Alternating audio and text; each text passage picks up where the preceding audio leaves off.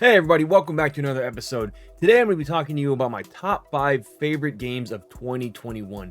Now these are the top 5 games that I played the most this year, whether it's on Xbox, PlayStation, or Nintendo.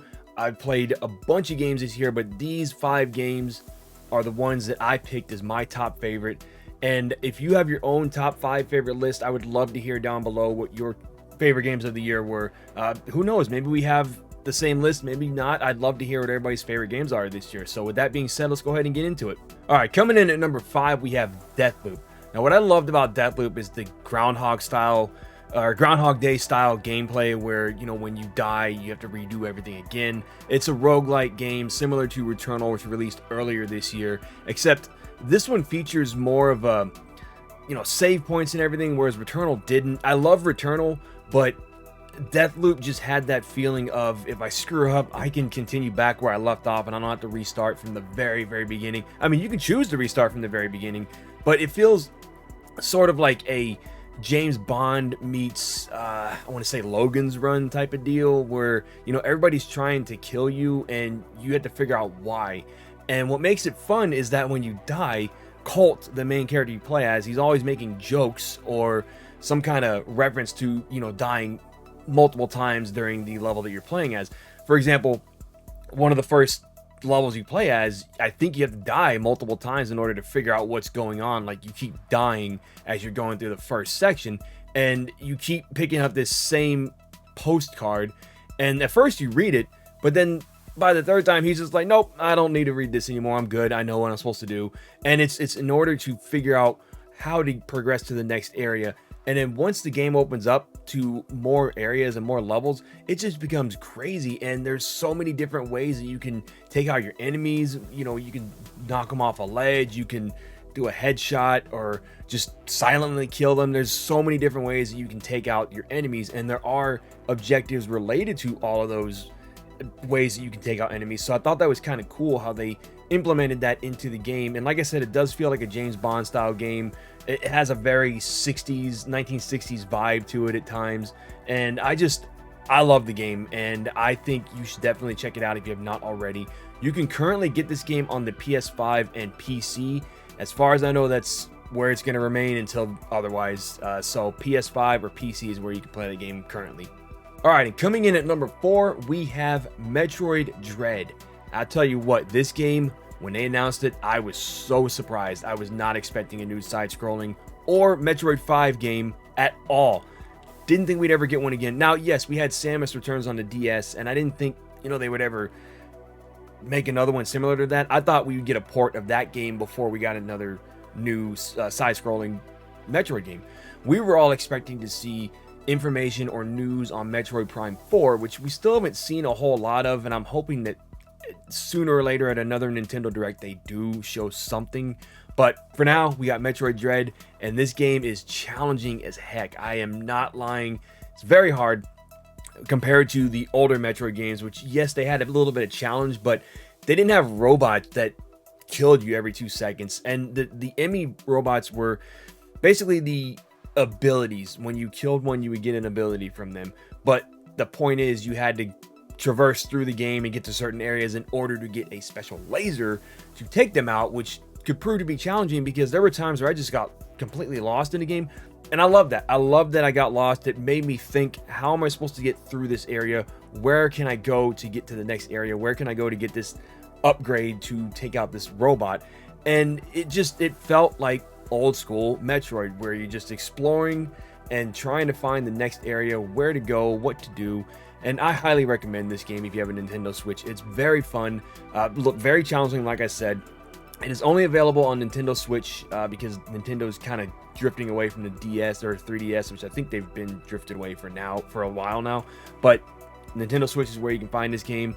Definitely check it out if you have not already. There is a demo if you do want to check it out on the Nintendo eShop, just to try it out, see what it's like, see if you enjoy it. I think they did that on purpose because a lot of people were saying the game was a little bit challenging, so they released a demo for people who had not played it yet to check it out for themselves and see what it's like. So definitely check that one out. All right, and coming in at number 3, we have Halo Infinite, and what a way to celebrate 20 years of not only Xbox, but Halo as well. Now, some of the things I love about this game are, first off, the open world. Love it. I love that they added Halo open world. Now, I know Gears of War did this with Gears 5, but that one didn't feel very open to me. There wasn't a lot to do in that map. It was just go from point A to point B, get a few things here. There weren't a lot of side missions. This one, I feel like they took the gameplay from Batman Arkham or Arkham City and just incorporated that into this, where you get certain items in order to progress the story, or you get certain items over here to upgrade armor that you already have. You just find little upgrades here and there. I love that they added that in there. It's not a Skyrim or Borderlands level map where it'll take you, 20 years to finish or anything like that. You can finish this game pretty quickly. I definitely recommend it for anybody who's a Halo fan. You can play it on Xbox Game Pass for console and PC, I believe. And then I believe it is available, well, not believe, it is available physically for Xbox Series X and I believe Xbox One. So you get it for Xbox One, upgrade to Series X, this and that. Definitely check it out. It is a very fun game, and if you enjoy Halo, you will enjoy this game. All right, and coming in at number 2, we have Ratchet and Clank Rift Apart. Now, I'm not going to lie, I did not play the original 3 Ratchet and Clank games. I did not get into this series until Tools of Destruction on the PS3. So I enjoyed the gameplay style of those 2 games, Tools of Destruction and Crack in Time, as well as the PS4 remake of Ratchet and Clank 1. Now, they took that gameplay style, put it into this one where the more you use weapons, the more they upgrade. And I know Resistance 3 did that. I want to say Resistance 2 maybe did it. But I like that the more you use a weapon, the more powerful it becomes, and the more it upgrades, and the more destruction you can cause.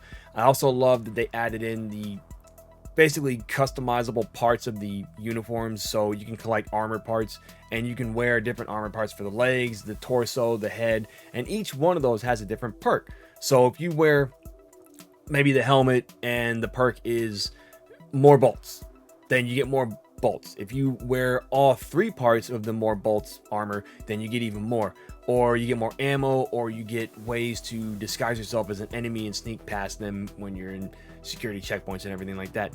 So I like that they added that in there. I like that they had callbacks to the old games.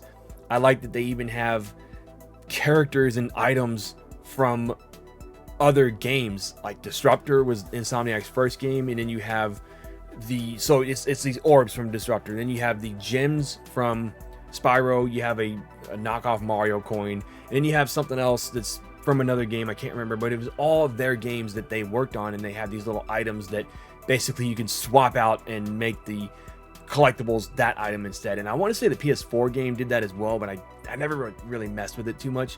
But the biggest, coolest part of this game is the Rhino weapon. And I know they released a trailer on this, but the Rhino weapon, when you upgrade it to the fullest, it starts pulling in characters and things from other Sony games, other Insomniac games.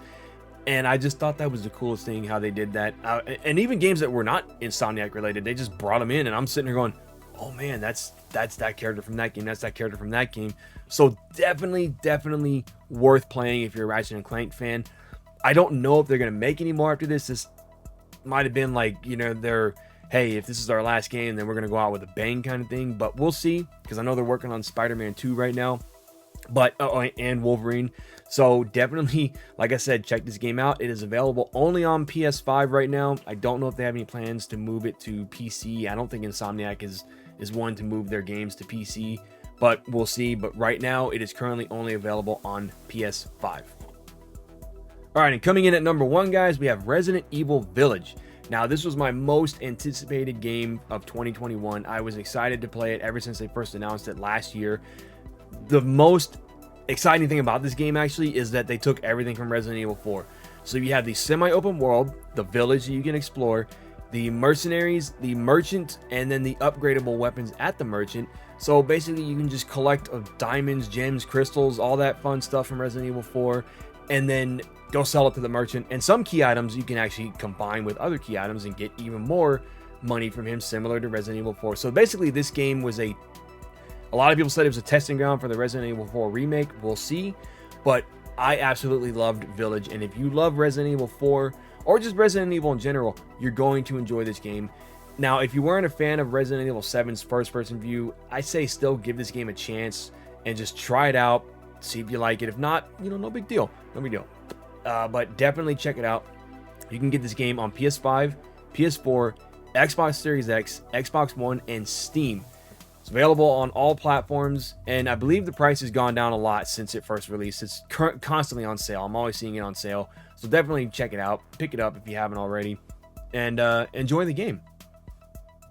Well, that concludes my top 5 favorite games of 2021. But I want to know what some of your games are. Do you have a top 5 list of your own, or even maybe a top 10? Let me know down in the comments below. I would love to discuss it with you guys, what some of your favorite games are. If you had any of the games on your list that were on my list as well, let's talk about it. Let's talk about how excited we were for the games when they came out, and what our expectations were, and what we thought of the final product of the game. But as always, guys, if you enjoyed this video, please hit that thumbs up, ring that bell to be notified of when videos go live, hit that subscribe button if you've not already, as it does help out the channel, and as always, I will see you on the next episode. Y'all have a good one.